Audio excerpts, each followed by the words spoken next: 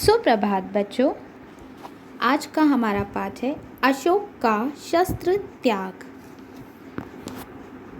इस पाठ में ये एकांकी है। एकांकी अर्थात एक नाटक है। इसमें मगध के परम शक्तिशाली सम्राट अशोक के शस्त्र त्याग एवं अहिंसा के मार्ग पर चलने का वर्णन किया गया है।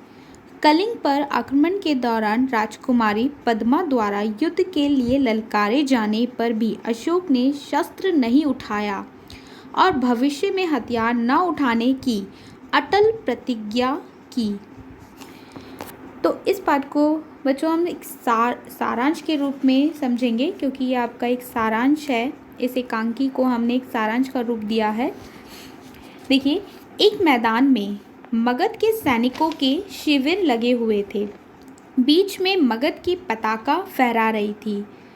पताका के पास ही सम्राट अशोक का शिविर था, जिसमें सम्राट चिंताग्रस्त सोचते हुए टहल रहे थे और यह सोचते हुए वह आसन पर बैठ जाते हैं कि 4 साल से युद्ध हो रहा है, लाखों लोग घायल हुए और मारे गए, फिर भी कलिंग जीता ना जा सका। तभी द्वारपालक उन्हें सूचित करता है कि एक संवाददाता उनसे मिलना चाहते हैं।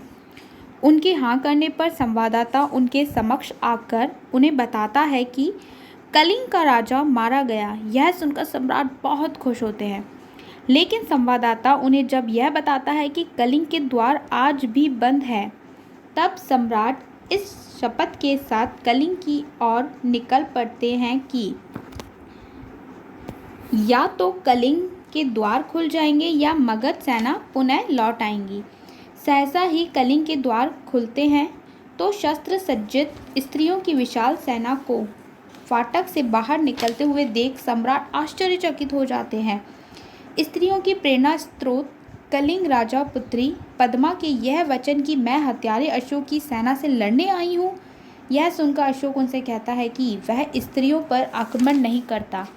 लेकिन जब पद्मा उन्हें कहती है कि शास्त्र सम्मत बातें सुनकर भी जब तुमने शास्त्र विरुद्ध स्त्रियों की मांग उजाड़ी, माताओं की गोद सूनी कर दी, तो फूंक दो अपने ये शास्त्र संबंधी जितने भी तुम्हारे ये नियम हैं, उनको सबको त्याग दो। यह सुनकर सम्राट को उनके सामने नतमस्तक हो जाता है और वह बहुत ही सरल स्वभाव से उनसे अपना बदला पूरा करने के लिए जो उसने शपथ ली थी उसको पुनः वापस लेता है और उनसे कहता है कि लेकिन पद्मा उसे निहत्था कहकर वार करने से मना कर देती है। वह उनसे कहता है कि आप मुझ पर वार करिए, लेकिन पद्मा उन्हें निहत्था कहकर उनसे वार करने के लिए मना कर देती है और तब से ही सम्राट अशोक किसी पर भी आक्रमण नहीं करेगा, सभी प्राणियों को शांति पहुंचाएगा और प्रजा की भलाई करेगा।